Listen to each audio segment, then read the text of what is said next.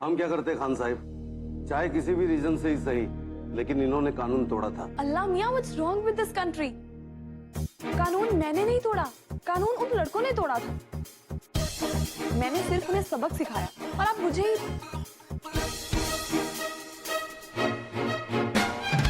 मैं क्या इन्हें ले जा सकता हूँ यहाँ से? बिल्कुल ले जा सकते। शुक्रिया, चलिए। प्रिंसिपल साहब, इनकी तरफ से मैं आपसे माफी मांगता हूँ। ये सब आपकी माफी मांग रहे हैं, आप समझ क्यों नहीं रहे हैं?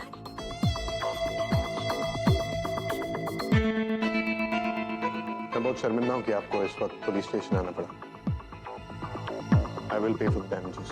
अगर कोई बदतमीजी कर रहा था तो मिस जोया सिक्योरिटी वाले को इन्फॉर्म कर सकती थी, तो सारा मामला आराम से सेटल हो जाता। उन्हें ये सब करने की जरूरत नहीं थी। ये अपनी गलती के लिए बहुत शर्मिंदा है, और अगर नहीं है तो करवा दी जाएगी।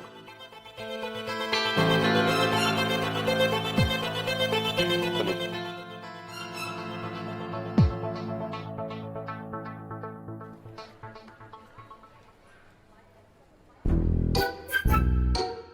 अल्लाह मियां, what's wrong with this Akru Ahmed Khan? आज तो जहां बना दीवार में ही चिनवा देंगे।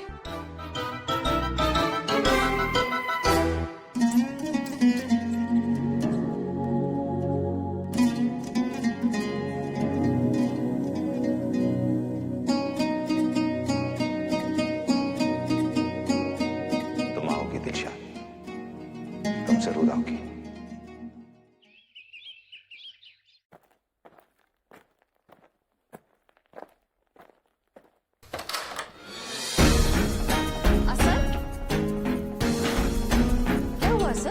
बदतमीजी की भी हद होती है। कॉलेज में लड़कों के साथ मारपीट करके आई है मोहतरमा। जोया, तुम्हें चोट तो नहीं लगी ना? चोट इन्हें कैसे लगी? चोट तो उन लड़कों को लगी, और साथ में कॉलेज की प्रॉपर्टी भी डैमेज की। पुलिस इन्हें अरेस्ट करके ले गई थी। वो भी सारी गलती मेरी नहीं है। वो लड़के बदतमीजी कर रहे थे, मैंने उन्हें जवाब दिया। जवाब दिया? गुंडों के साथ हाथापाई पर उतर आए। इसमें इज्जत किसकी गई बताइए? ओके, तो आप ये बताइए कि मैं क्या करती? खामोशी से शरीफ लड़कियों की तरह वहां से निकल जाती और मुझे बताते। अल्लाह मियां, व्हाट्स रॉन्ग विद यू? आपने जो बाद में करना था मैंने पहले कर दिया, सिंपल। सोया प्लीज अपने कमरे में जा, ठीक है? मम्मी आप ही कहती है ना ये हमारी मेहमान है, इसलिए हमें इनका लिहाज करना चाहिए। तो क्या इन्हें हमारा लिहाज नहीं करना चाहिए? इनकी वजह से आज हमारी कितनी बदनामी हुई। आज तक हमारे घर से कोई पुलिस स्टेशन नहीं गया। इनकी वजह से आज हमें कितनी जिल्लत उठानी पड़ी। असद, लेकिन अगर लड़के बदतमीजी कर रहे थे तो ये क्या करती? शराफत से पेश आती, सिक्योरिटी गार्ड को बुलाती, लेकिन नहीं, इन्हें तमाशा पसंद है। और आपको क्या लगता है आपके पास हर प्रॉब्लम का सोल्यूशन? क्या मिला आपको इस सोल्यूशन से? वो लड़के तो भाग गए, किसी को उनका नाम तक नहीं पता। और बदनामी किसकी हुई? हमारी। आप तो कुछ दिनों में चली जाएंगी। अगर उसके बाद नजमा के साथ किसी ने कुछ करने की कोशिश की तो? ट्रस्ट मी, नजमा को कोई कुछ नहीं कहेगा। आपको कैसे पता? और मैं आप जैसी खुदगर्ज, जिद्दी और बेवकूफ लड़की की बात क्यों मानूं? आप तमाम लड़कियों के लिए बैड एग्जाम्पल हैं। और मैं नहीं चाहता नजमा आपकी तरह बन जाए।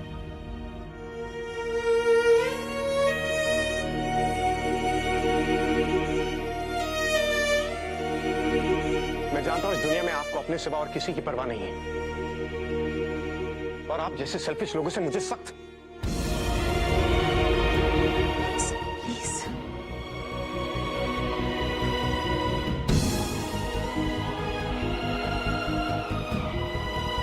सोया, वो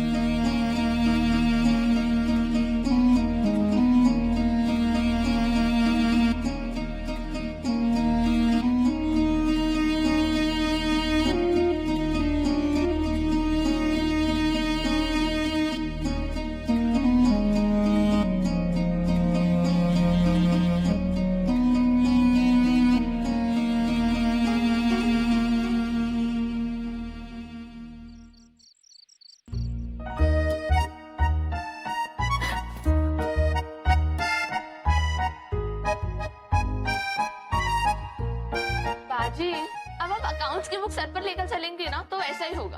अब इंग्लिश की बुक रख लीजिए, चल अपने आप बात आ जाएगी। नुसरत चुप कर, मुझे कंसंट्रेट करने दो।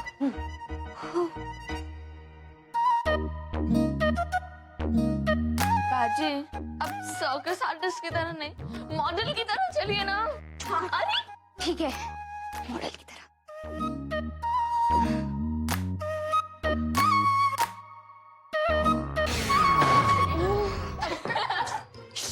चुप करो। सही होता है हुमैरा, थोड़ा संभाल कर और आराम कर लो ना, बाद में कर लेना। नहीं बाजी, मैं आज करके ही रहूंगी।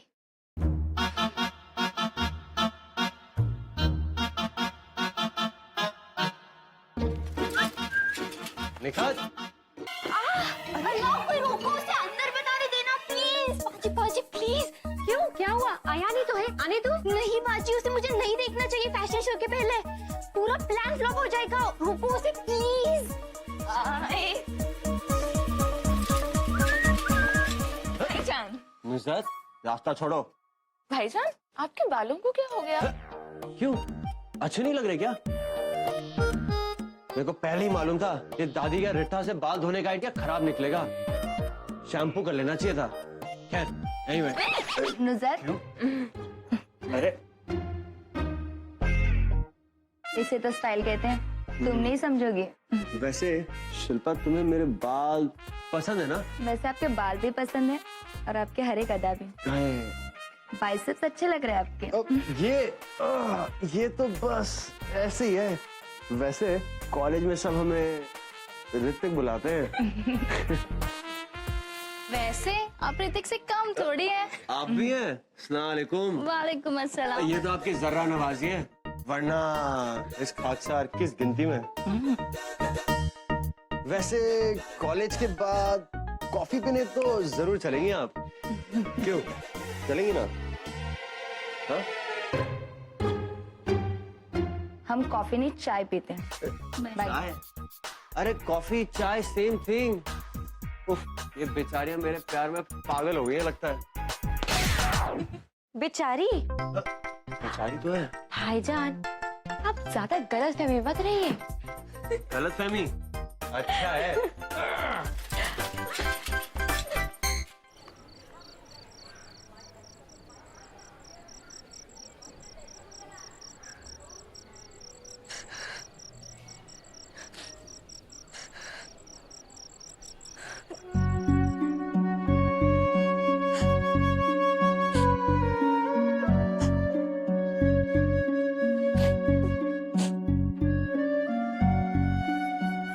आप तमाम लड़कियों के लिए बैड एग्जाम्पल है और मैं नहीं चाहता नजमा आपकी तरह बन जाए। मैं जानता हूं इस दुनिया में आपको अपने सिवा और किसी की परवाह नहीं है।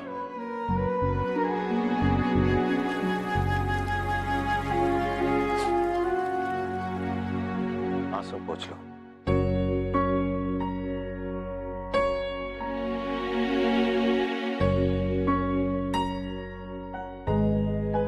जाने अनजाने में किसी ने बहुत चोट पहुंचाई है।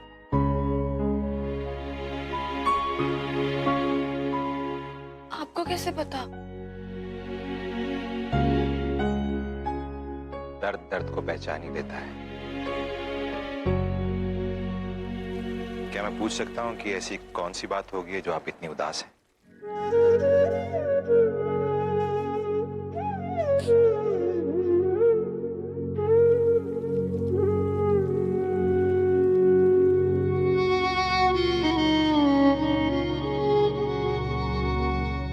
जो दर्द आप अपनों के साथ नहीं बांट सकते, वो अजनबी के साथ बांटा जा सकता है।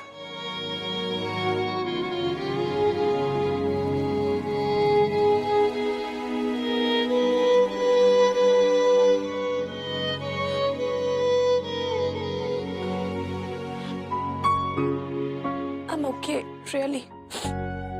It's nothing like that. मैं रो नहीं रही हूँ। कमाल है, मेरे रुमाल देते ही तुम्हारी सारी प्रॉब्लम सॉल्व हो गई।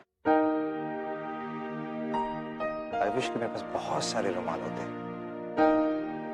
तुम्हें देने के लिए।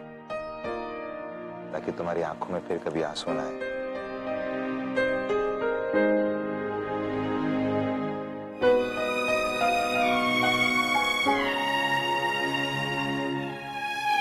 मुझे मेरा जवाब मिल गया। जवाब? मैं यहाँ मजार में अंदर बैठकर किसी का इंतजार कर रहा था, किसी ऐसे का जिसे परसों पहले मैं खो चुका हूं। वो नहीं आई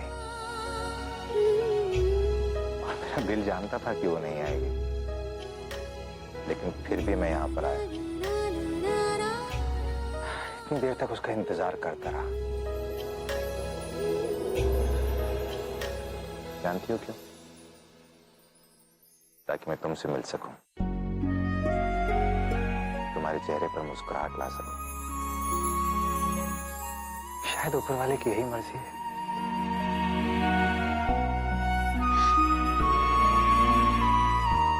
थैंक यू।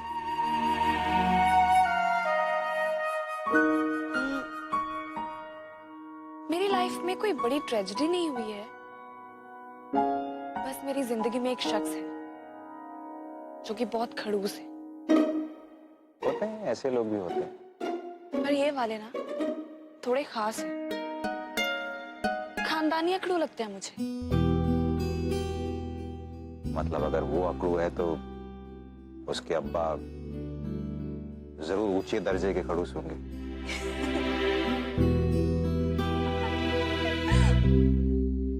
तो इन शख्स ने हमेशा की तरह मुझे आज भी बहुत सारी कड़वी बातें कही, पर मुझे आज हमेशा से ज्यादा बुरा लगा। I don't know why। शायद मेरे आपी और जीजू मुझसे दूर है ना, इसलिए। और तुम्हारे पेरेंट्स?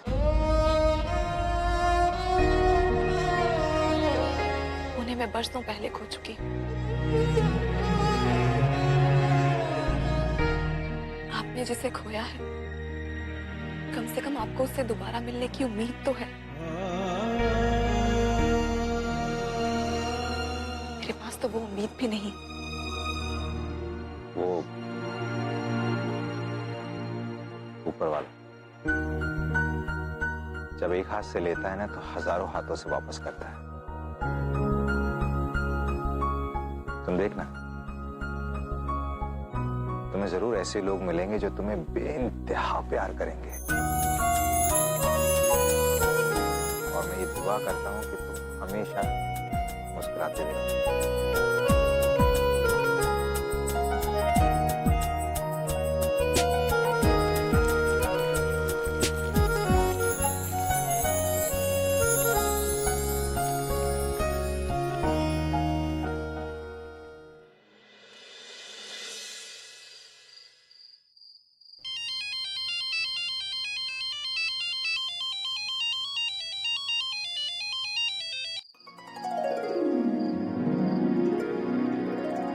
अस्सलामुअलैकुम। वालेकुम अस्सलाम। मैंने सिर्फ ये कहने के लिए फोन किया है कि आज मैं मजार नहीं आ पाई। उम्मीद है कि आप भी घड़ी लेने मजार नहीं गए होंगे। मैं घड़ी लेने मजार पर नहीं आया, लेकिन मैं मजार पर ही हूं। और तुम जानती हो कि मैं यहां पर क्यों आया हूं। तुम ही हमेशा कहा करती थी ना कि जिंदगी में जब फैसला करना मुश्किल हो जाए तो ऊपर वाला हमें इशारे करता है।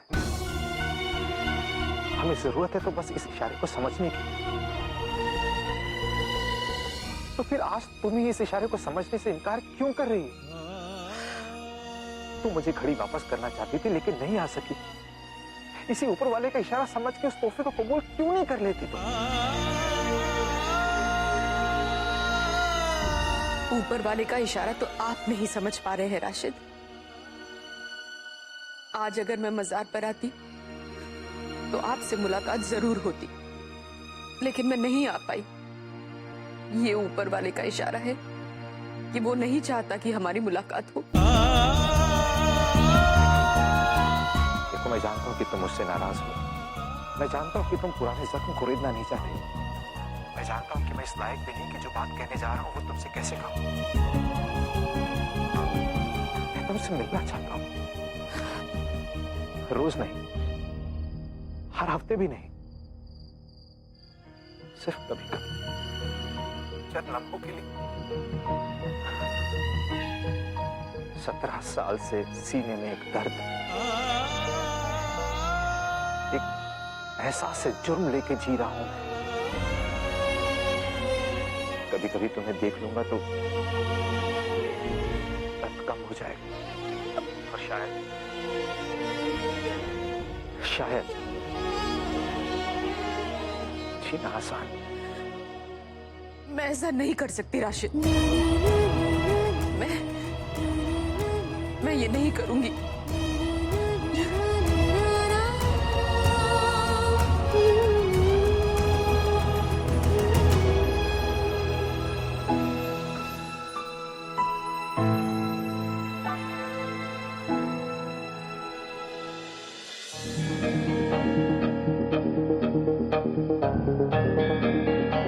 ये च्युइंगम छूट ही नहीं रही बालों से, क्या करूं?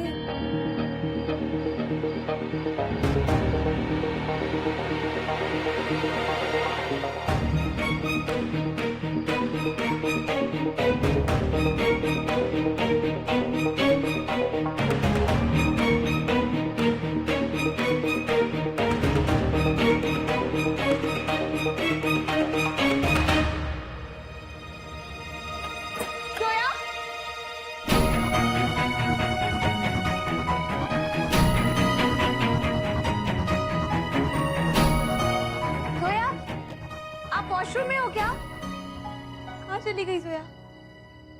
जो दर्द अपनों को ना बताया जा सके, उसे किसी अजनबी के साथ ही बांटा जा सकता है।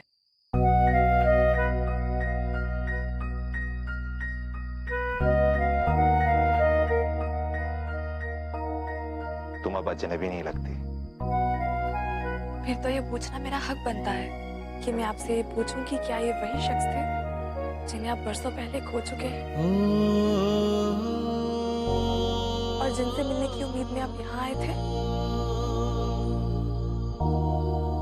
हाँ,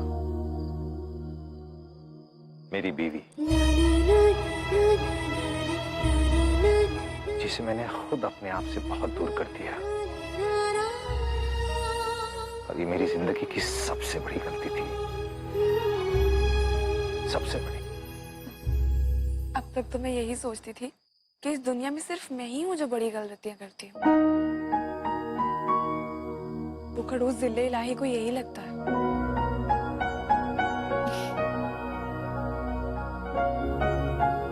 कूल, मुझे भी मेरा जवाब मिल गया। You know what? मैं तब से यही सोच रही थी कि आज मैं अचानक यहाँ कैसे चली आई। वो इसलिए क्योंकि मुझे आपसे मिलना था, आपके चेहरे पर मुस्कुराहट लानी थी। शायद खुदा को यही मंजूर था।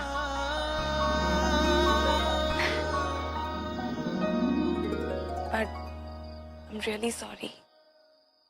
जो आप फोन पे बात कर रहे थे ना, मैंने सुन ली। आप वाकई में अपनी गलती ठीक करना चाहते हैं? तो क्या मैं आपकी जिंदगी में उनको वापस लाने में आपकी हेल्प कर सकती हूँ?